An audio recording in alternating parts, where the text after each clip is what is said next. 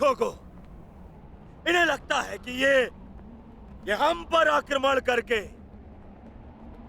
विजय प्राप्त कर सकते हैं।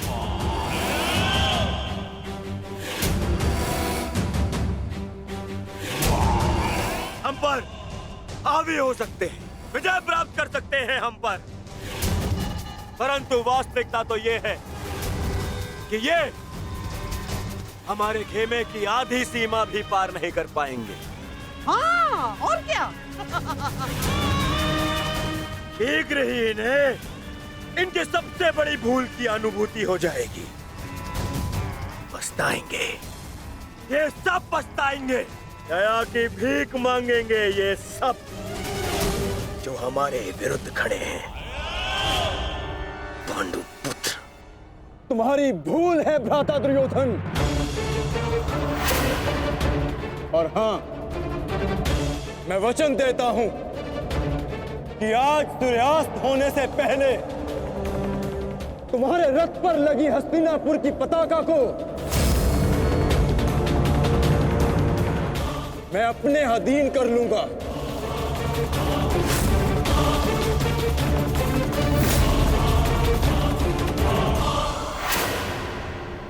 मूर्ख!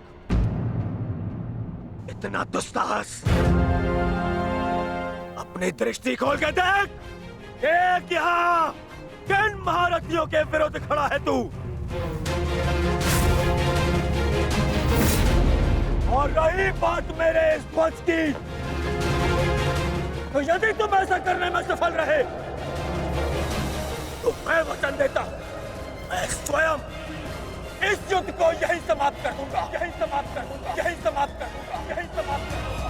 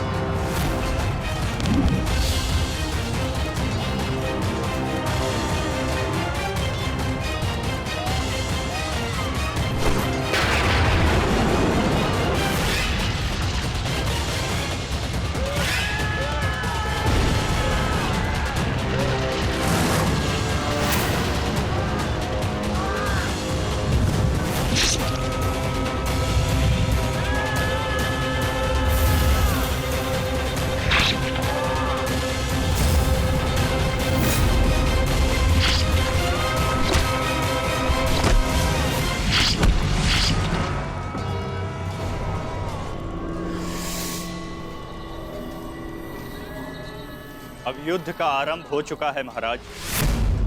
युवराज दुर्योधन ने राजकुमार अर्जुन को चुनौती दी है कि सूर्यास्त से पहले उनके रथ पर उपस्थित पताका को यदि राजकुमार अर्जुन अपने बस में कर लेते हैं तो युवराज दुर्योधन आज ही युद्ध को समाप्त कर देंगे। ये क्या किया दुर्योधन ने? ये क्या किया दुर्योधन ने? और पितामह ने उसे रोका नहीं? नहीं महाराज। समझ में नहीं आता पितामह क्या भी रचना करने वाले।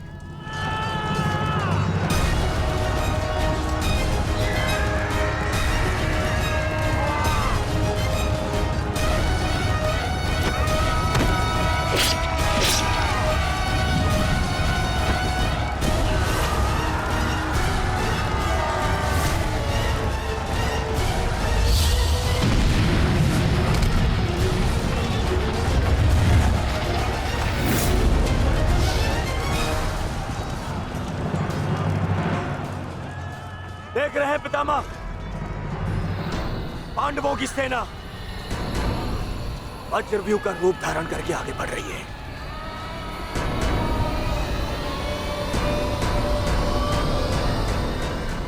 पितामह,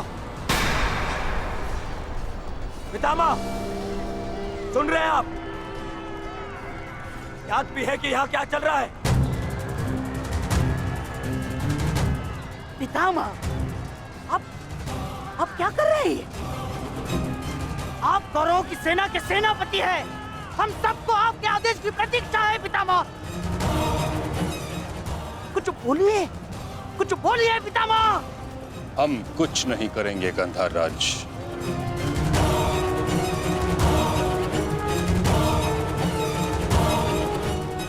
दुर्योधन,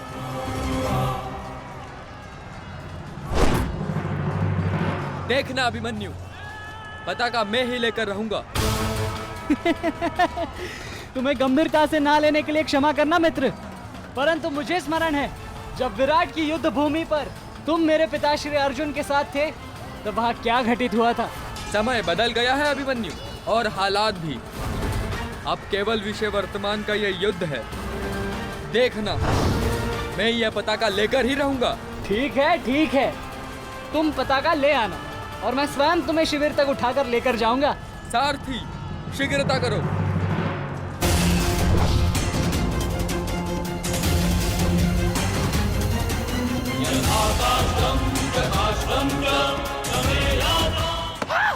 साथी, रथ को आगे बढ़ाओ, चलो।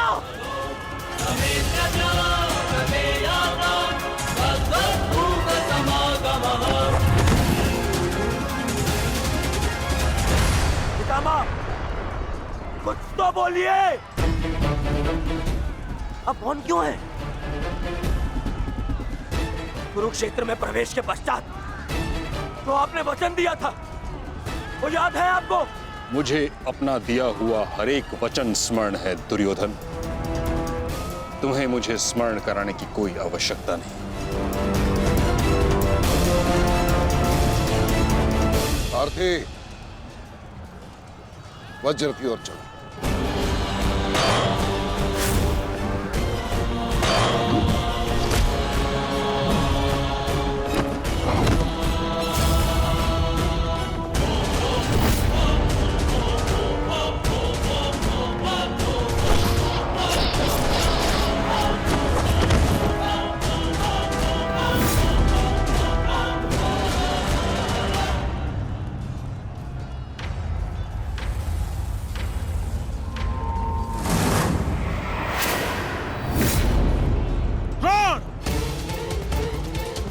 तुम्हारे और मेरे बीच जो कुछ भी हुआ उसके लिए हम एक दूसरे को क्षमा कर चुके हैं, किंतु अब मेरे पास तुम्हारे साथ युद्ध करने का कोई भी कारण शेष नहीं है। कारण है द्रुपद, तुम्हारी पुत्री द्रौपदी का वस्त्र हरण।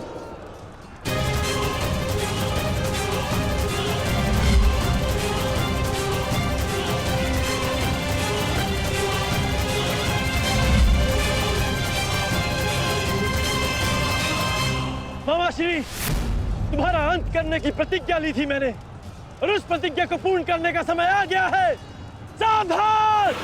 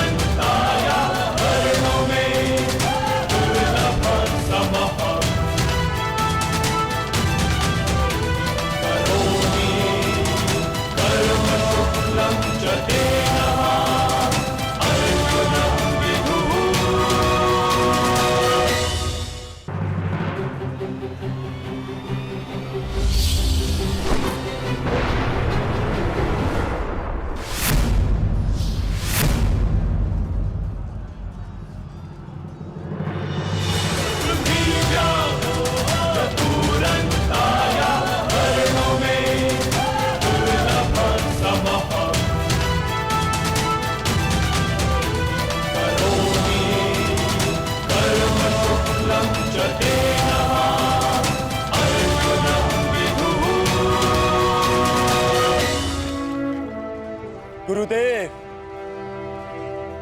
युद्ध से पूर्व एक शिष्य के लिए उसके गुरु का आशीर्वाद लेना अनिवार्य है।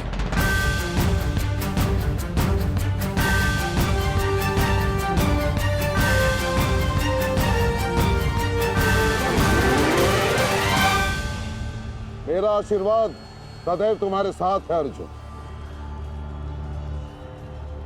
कभी अनुमान नहीं लगाया था गुरुदेव, जिससे युद्ध कला और धनुर्विद्या सीखी, एक दिन उसी के विरुद्ध इसका उपयोग करना पड़ेगा। तुम केवल अपने कर्तव्य का पालन करो अर्जुन। ये युद्धशाला नहीं, ये समस्त युद्ध भूमि है और यहाँ का हर एक विपक्षी केवल और केवल तुम्हारा शत्रु है अर्जुन। सावधान अर्जुन।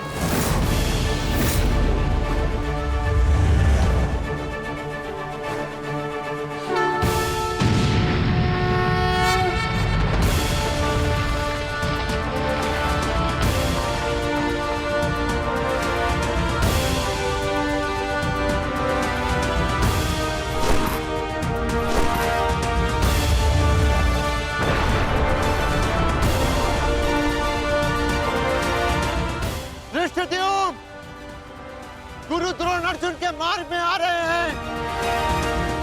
वज्र के आगे बढ़ने के लिए अर्जुन के मार्ग की बाधा हटानी होगी। जाओ, जाके अर्जुन की सहायता करो, जल्दी।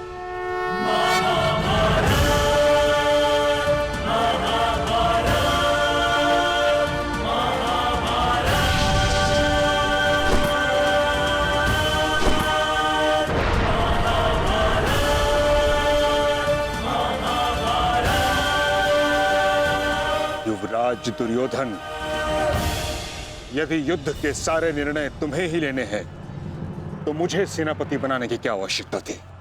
ऐसा मैं इसलिए कर रहा हूं पितामह, क्योंकि आप कौरवों के प्रति अपना कर्तव्य निभा नहीं पा रहे हैं। आप यहाँ मौन रहने के लिए नहीं, कौरव सेना का नेतृत्व करने के लिए आए हैं।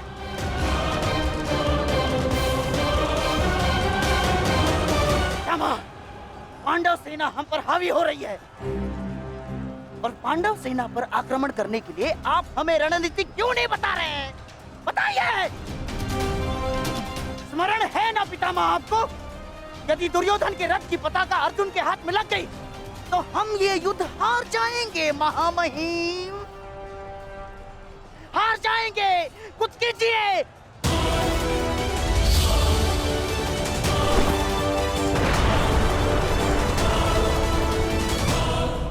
युवराज को मैंने ऐसे व्यर्थ वचन लेने के लिए कदापि नहीं कहा था। अब युवराज दुर्योधन को इसका परिणाम स्वयं भुगतना होगा। और रही बात मेरे आदेश की, तो अभी आक्रमण में समय शेष है। ये कैसी बातें कर रहे हैं आप? इसीलिए मैंने आपसे कहा था क्या मैं पितामह से अधिक मित्रकाल की आवश्यकता है। अब देखिए क्या स्थिति हो गई है हमारी।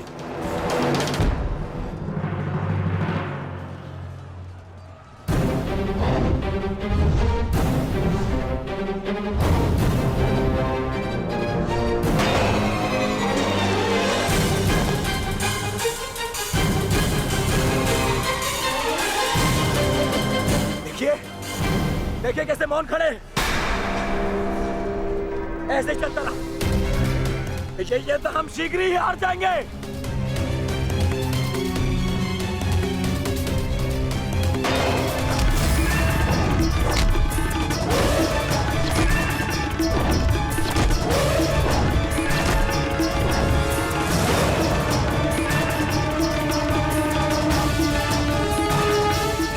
मेरे पिताश्री के पास जाकर पुनः युद्ध कला सीखो भीम।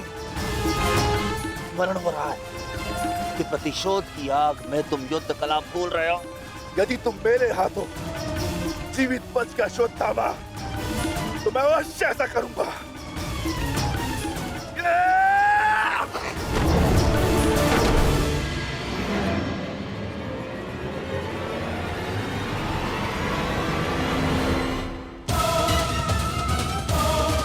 गुरु द्रोण को यहाँ से मैं संभालता हूँ। अर्जुन तुम आगे बढ़ो।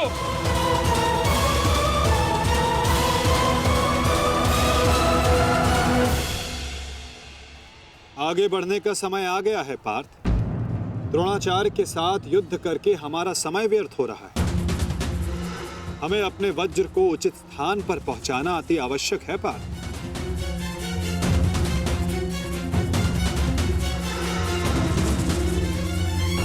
जैसी आज्ञा माता। चलिए आगे बढ़िए।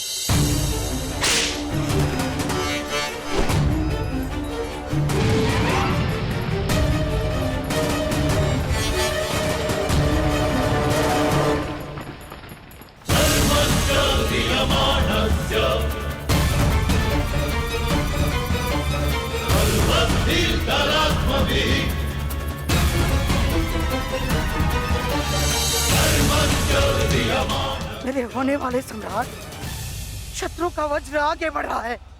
यदि हमने कुछ नहीं किया तो हमारे लिए समस्या उत्पन्न हो सकती है।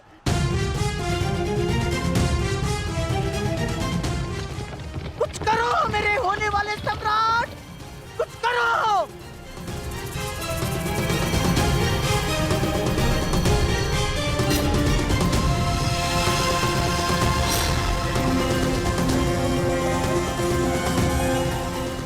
काश भी मेरा मित्र मेरे साथ होता। मुझे तुम्हारी आवश्यकता है मित्र, आवश्यकता है तुम्हारी।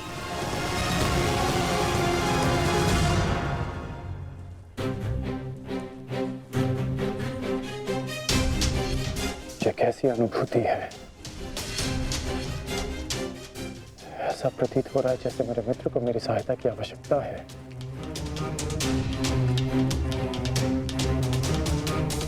मुझे क्षमा कर दो मित्र, जब तुम्हें मेरी सबसे अधिक आवश्यकता है तभी मैं तुम्हारे साथ नहीं हूं।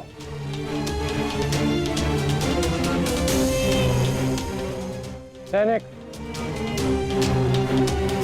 जाओ जाकर पता लगाओ कि युद्ध में क्या चल रहा है। जो आज्ञा महाराज।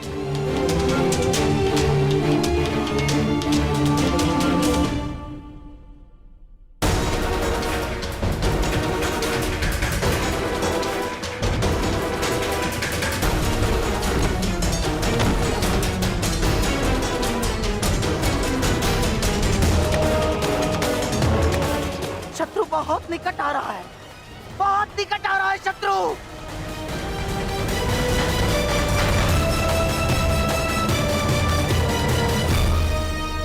माधव,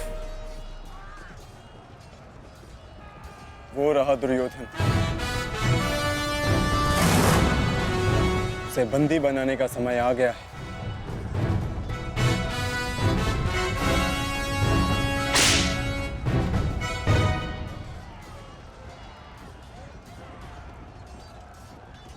शत्रु निकट आ गए हैं दुर्योधन, आ गए शत्रु निकट। अब आक्रमण का समय आ गया है।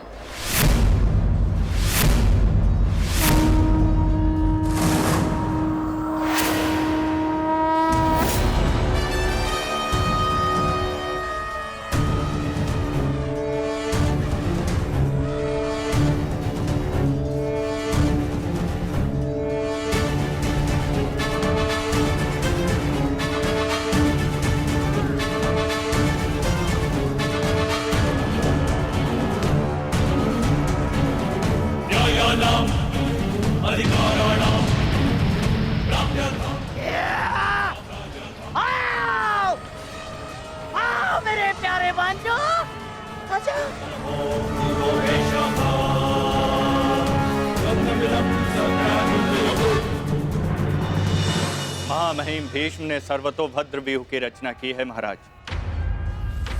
वो वज्र व्यूह को ध्वस्त करने का प्रयत्न कर रहे हैं। उस ओर से सेना का नेतृत्व कौन कर रहा है संजय?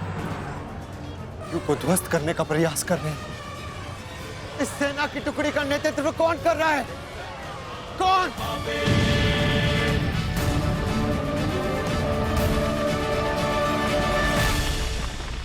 वज्र पर चारों ओर से आक्रमण कर दिया गया है।